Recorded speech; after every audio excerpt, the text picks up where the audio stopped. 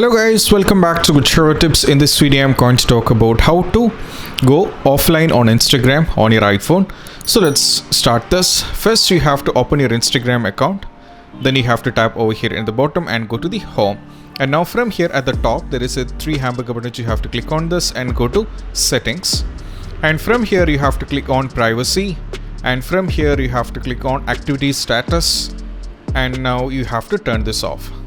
Once you turn this off, you'll not be no longer available to your friends when you are online on Instagram. They'll not be noticing you guys. So that's what it's all when it comes to how to turn off your online mode on your Instagram and how to completely do this up. So if you find this video helpful, don't forget to subscribe and click on the bell icon for more notifications. See you soon in the next video. Peace out.